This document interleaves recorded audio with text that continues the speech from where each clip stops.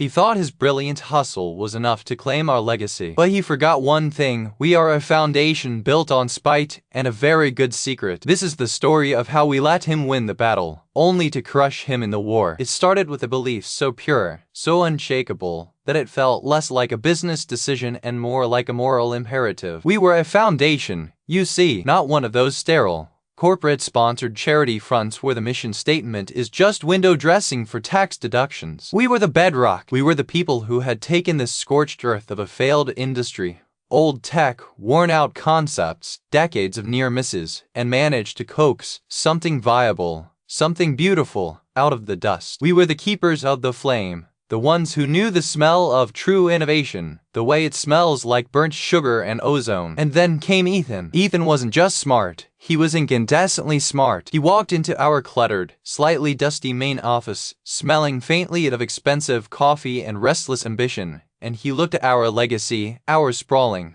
functional but slightly aging system, and saw only potential for more. He saw the scaffolding and instantly pictured the skyscraper. He didn't just compliment us, he dissected us, praised our tenacity while politely suggesting our foundational code was hopelessly outdated. He spoke to us, our grizzled, tired board members, not with deference, but with the kind of gentle, superior patience one affords a particularly charming toddler. We loved him. Oh, how we loved him! He had the magnetism of someone who genuinely believes the world is waiting for him to fix it, and for a time, we believed that too. He was the prodigal son we desperately needed, the high-flying savior who would finally give our work the necessary rocket fuel. We threw him everything: mentorship hours that bled into late nights, access to our most sensitive data, introductions to investors who usually looked at our pitch deck with the weary pity of a doctor looking at a chronic ailment. The early days were glorious. Ethan's startup, Aether Dynamics, was a gleaming, sleek counterpoint to our beige reality. Where we were meticulous and cautious, he was bold and breathtakingly audacious. He took our core algorithm,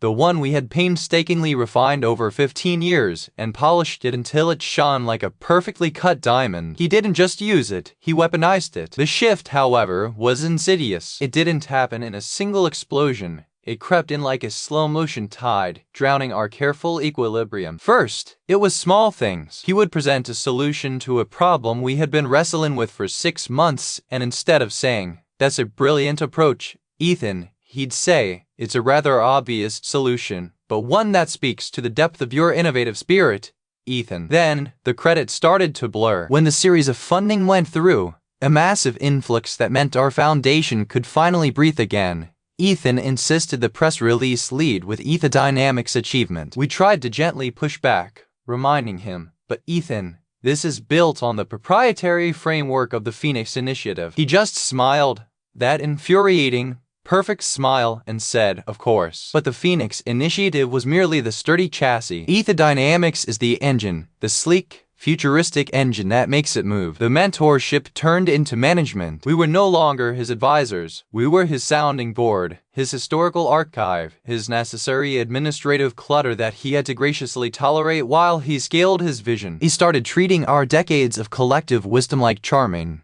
but ultimately quaint, background noise. The escalation ratcheted up until it felt less like a professional disagreement and more like a personal, soul-deep insult. We were not partners, we were props in his personal triumph narrative. The breaking point arrived on a Tuesday, during a board meeting that was supposed to be about budget allocation for the next quarter. We were deep into a discussion about integrating his new AI module, which, frankly, was beautiful but required us to fundamentally restructure our risk assessment protocols, a massive headache for the risk committee. Ethan leaned back in his ergonomic chair, steepled his fingers, and waited until the chairman, old Mr. Davies, paused, slightly breathless after explaining the complexity of legacy data migration. Ethan didn't interrupt with a suggestion. He waited until the silence was thick enough to choke on. Then he spoke, his voice dropping from its usual pitch of breezy confidence to something dangerously smooth and utterly predatory. "With all due respect, Mr. Davies," he said, and the way he said your name, like it was a slightly flawed piece of antique china, made the blood in my veins turn to acid. "The Phoenix Initiative is fundamentally sound, yes, but its leadership, well, Its leadership is, shall we say, tethered to a certain history. We exchanged nervous glances. History. That word was a loaded weapon, he continued, his eyes sweeping around the table, landing on the stern faces of our longtime directors. When we look at the trajectory of this foundation, we are looking at an incredible commitment to process. But process, when divorced from radical vision, can become stagnation. And stagnation requires a very specific kind of quiet compromise. He let the silence stretch again. We all knew exactly what he meant. He wasn't talking about a poor quarter or an outdated server. He was talking about the incident from 12 years ago, the one that had been carefully buried beneath years of successful grant applications and public-facing triumphs. The incident involving the offshore investment portfolio, the one that had almost cost us the foundation its core funding stream, the one that the entire board had collectively agreed to never speak of in a room where Ethan was present. It involved a highly risky, ill-advised personal investment made by one of our most respected figures, Dr. Alina Rostova, my closest mentor, the woman who practically raised me in the ecosystem of our work. Ethan didn't just bring it up, he curated it. He didn't just mention the poor returns, he detailed the specifics of the questionable financial instrument, the exact month the auditors flagged the discrepancies, the delicate, hushed panic in the meeting room, the near-catastrophic scramble to cover the tracks. He didn't just present facts, he presented a narrative of institutional weakness, and Dr. Rostova was the central, beautiful flaw in his masterpiece. He leaned forward again, the predatory gleam in his eye intensifying. If Aether Dynamics is to move forward, and it must move forward, because frankly, the market is demanding this level of acceleration, then we need more than just advisory seating on the board. We need executive authority. He paused, letting the weight of his knowledge settle over us like a heavy velvet curtain. The terms are simple, he concluded, his voice ringing with absolute certainty. Aether Dynamics will merge into the Phoenix Foundation. We will become the primary operating division, retaining our brand identity and, naturally, all of our intellectual property. In exchange, we receive the immediate capital infusion, the access to your deep institutional knowledge, and crucially, Dr. Rostova and her associates will be granted executive roles within the new structure, ensuring that the necessary experience is retained. But I require the title of Chief Executive Officer. And the final say, they left the room. The sheer audacity of it was paralyzing. He wasn't asking for a seat at the table. He was demanding he redesign the table, claim ownership of the wood, and dictate the menu. He was using the most vulnerable, most embarrassing secret of our collective history as the price tag. Rage, hot and immediate, flooded me. It was a physical thing, a tightening in my chest that made my hands shake. Every year of late nights, every sacrifice, every carefully nurtured seed of idea that had blossomed under our protection suddenly felt cheapened, transactional. He had taken our trust, our belief, our very ethos, and placed it on the auction block, using the hidden stain on our robes as the being catalyst. Mr. Davies, usually a man of measured, granite-like calm, looked pale. He opened his mouth, closed it, and finally shook his head, a single defeated gesture. He's demanding too much, Davies whispered. He's demanding what he deserves, countered the director of research, a woman named Clara, whose face was set in a mask of simmering fury. He has made himself indispensable. If we don't give him the CEO chair, he walks, and he takes the leverage, the narrative, and the goodwill with him. We lose. The internal battle was ferocious. Fight him, and he exposes the past, cripples our ability to secure further funding,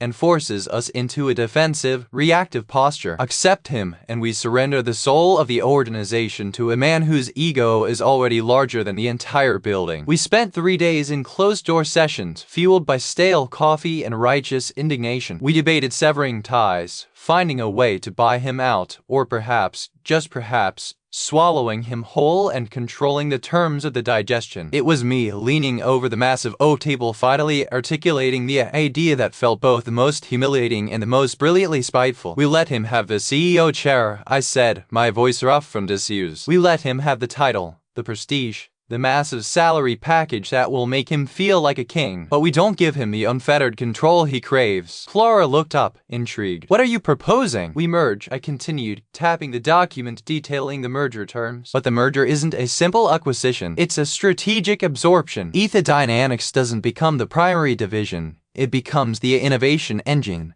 A highly specialized, highly visible, but fundamentally subordinate unit within the Phoenix Foundation. Davy stroked his chin, a flicker of hope returning to his tired eyes. What does that mean practically? It means, I explained, feeling the rage begin to crystallize into something cold and sharp, something purposeful, that he runs the engine, but he reports directly to the board. And more importantly, to the newly formed Chief Operating Officer role. And that role, I pause, letting the weight of the words settle, is not a figurehead. That role is held by someone we trust implicitly. Someone who understands the value of quiet, strategic control over flashy, loud domination. The merger was signed. The celebration was polite, stiff, and laced with the barely suppressed snarls of victory. Ethan, beaming, accepted the keys to the executive suite, convinced he had won the ultimate corporate coup. He had forced us to bend, and he thought we had snapped to accommodate him. The first 6 months were exactly what he expected. He reorganized everything. He implemented aggressive KPIs and shiny dashboards that tracked every single metric like a hawk. He pushed for immediate, massive expansion. He held meetings where he spoke of synergy and disruption with the breathless zeal of an evangelist. He was intoxicating. He was everywhere. We watched him from the periphery, a silent, collective jury. We saw the subtle ways he treated our long-term staff, the ones who understood the why behind the work, not just the what. He dismissed their concerns as resistance to modern efficiency. He ignored the nuance of Dr. Rostow's quiet wisdom in favor of a loud, market-tested buzzword. He treated our history not as a guide,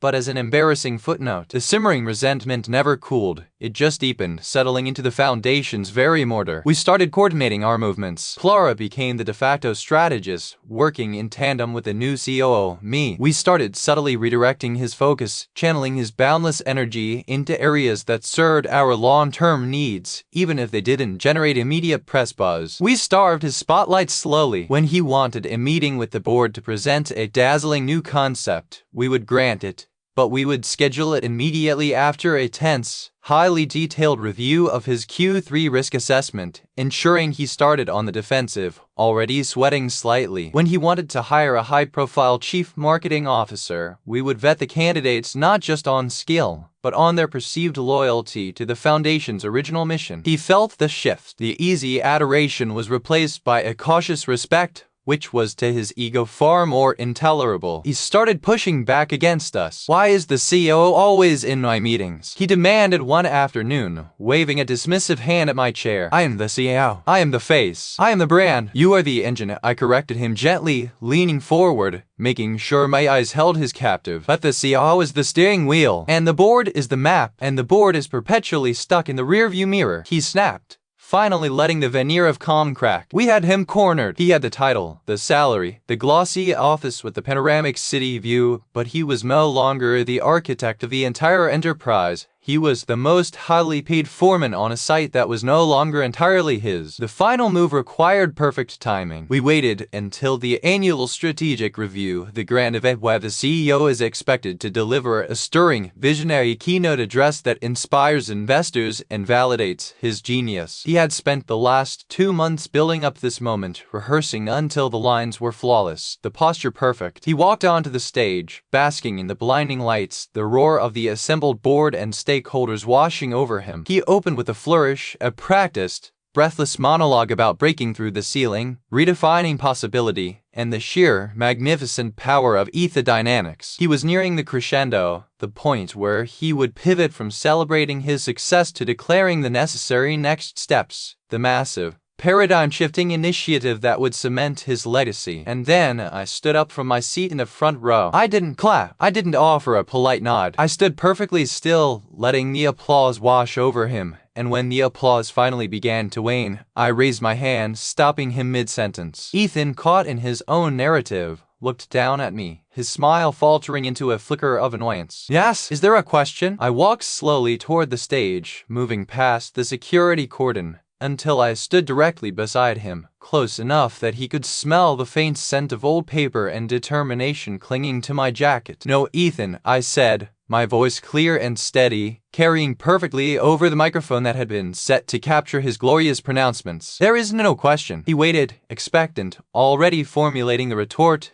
then you are simply confirming my brilliance. I looked past him, out at the crowd, and delivered the final, devastating blow. There is only a clarification, a necessary recalibration of the narrative. I leaned in close, just enough that only he could hear the raw, barely controlled tremor in my voice, before letting the microphone capture the full, perfect weight of the words. The reason Aether Dynamics is so spectacularly successful, so relentlessly innovative, so impossibly brilliant is not because of the engine, Ethan. It is because of the chassis. It is because of the deep, patient, decades-long commitment to stability, to ethics, to the foundational, often invisible work of the Phoenix Foundation. I straightened up, meeting his shocked gaze. You didn't just merge into us, Ethan. You were absorbed, and as the chief executive officer, you are not the driver of the ship. You are the most exquisite, perfectly polished, and utterly magnificent piece of the navigation system. You are the arrow. But we, I concluded,